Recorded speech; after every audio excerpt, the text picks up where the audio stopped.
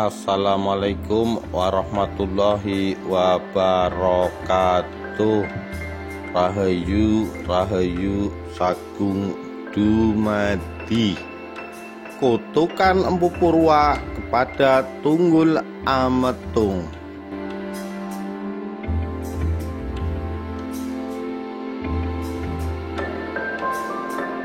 Ditulis oleh Muhammad Imron, Jumat 22 Desember 2017.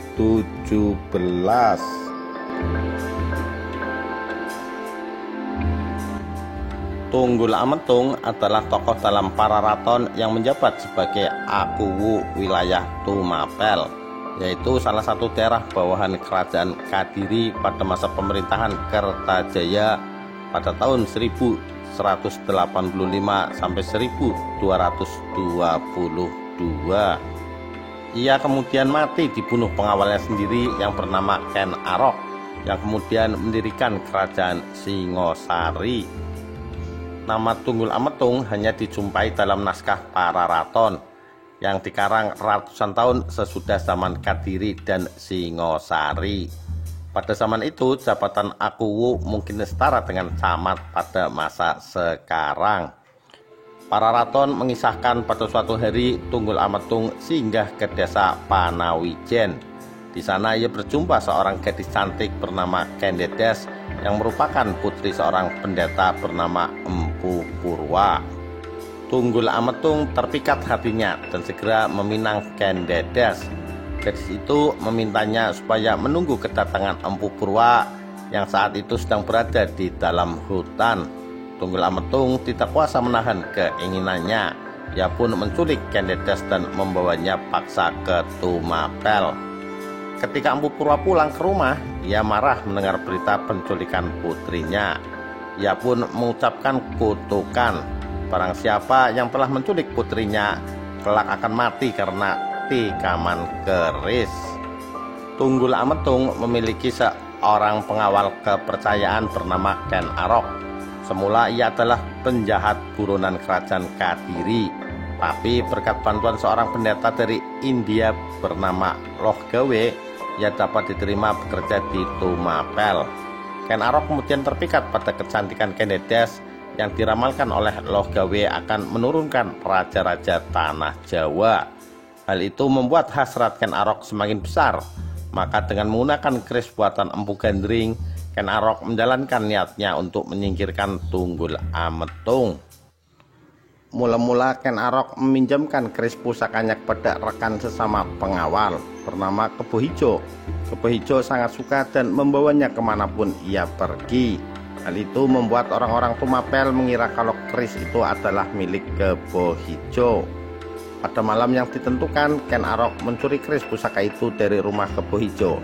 Ia kemudian pergi ke kamar tidur Tunggul Ametung dan membunuh Akuwu Tumapel tersebut. Pagi harinya, warga Tumapel gempar menjumpai keris Kebo Hijo menancap pada mayat Tunggul Ametung. Kebo Hijo pun dihukum mati dengan menggunakan keris yang sama.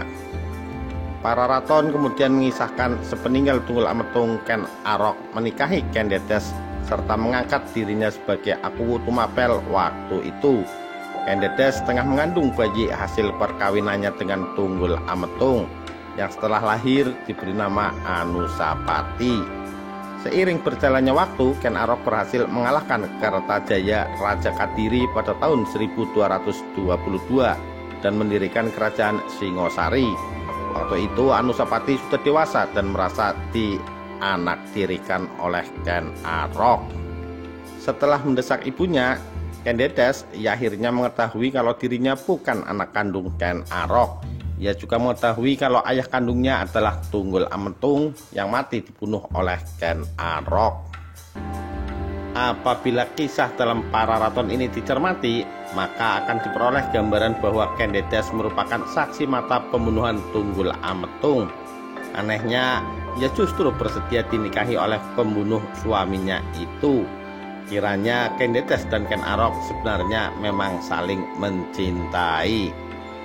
Perlu diingat pula kalau Kendedes menjadi istri Tunggul Ametung setelah dirinya diculik oleh Akuwu Tumapel tersebut. Jadi pernikahan pertama Kenides mengandung unsur keterpaksaan. Dalam Pararaton melanjutkan bahwa Anusapati kemudian berhasil membunuh Ken Arok melalui tangan pembantunya dan menjadi Raja Tumapel yang kedua. Ia kemudian menurunkan raja-raja selanjutnya seperti Wisnuwardana dan Kertanegara.